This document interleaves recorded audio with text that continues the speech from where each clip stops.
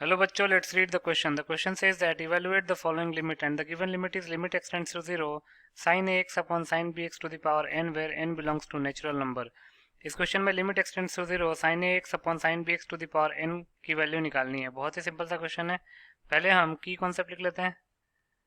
की कॉन्सेप्ट तो ऐसे केसेस में जब भी लिमिट का वेरिएबल जिस भी वैल्यू को टेंड करता है, अगर उस वैल्यू को उस फंक्शन में, जिस फंक्शन का लिमिट निकालना है, उस फंक्शन में पुट करने पे अगर कोई इनडिटरमिनेट फॉर्म आता है तो हमारे पास बहुत सारे तरीके होते हैं लिमिट को इवेलुएट करने के, such as factorisation method, rationalisation method by using standard limits and etcetera. दूसरी चीज, अगर कोई फिक्स्ड रियल नंबर आ जाता है rather than any indeterminate form, तो उस केस में वो फिक्स्ड रियल नंबर ही हमारा लिमिट का वैल्यू हो जाता है। तो पहले तो ये देखना होगा कि 7 इनडिटरमिनेट फॉर्म्स होते कौन से है। 7 इनडिटरमिनेट फॉर्म्स, तो वो 0/0, infinite upon infinite, infinite minus infinite, 0 into infinite, 1 to the power infinite, 0 to the power 0 and infinity to the power 0। तो इन अगर ये इनडिटरमिनेट फॉर्म कोई सा भी आ गया तो उस केस में हमारे पास बहुत सारे तरीके होते हैं लिमिट को इवेलुएट करने के।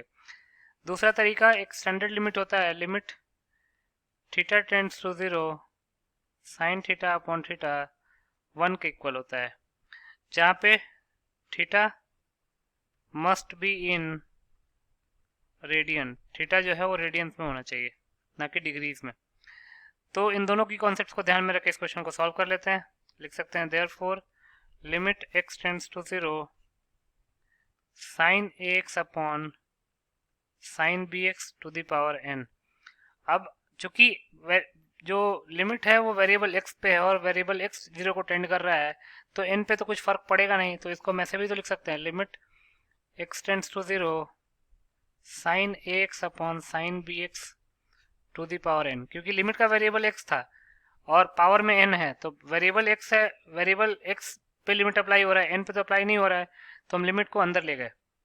अब फर्दर सिंप्लीफाई करते हैं तो ये हो जाएगा लिमिट x टेंड्स टू 0, ऊपर में साइन ax लिखा हुआ है और नीचे में साइन bx लिखा हुआ है, तो साइन ax को हम ax से मल्टीप्लाई डिवाइड कर देते हैं और साइन bx को हम bx से मल्टीप्लाई डिवाइड कर देते हैं। अब ax अपॉन bx, x से x कैंसिल आउट हो जाएगा, a अपॉन b एक कांस्टेंट है बाहर आ जाएगा, और ये पूरे की पावर n है, ये भी ध्यान रखिएगा। तो a अपॉन b बाहर आ गया, limit x tends to 0 sine ax upon ax whole upon sine bx upon bx whole to the power n।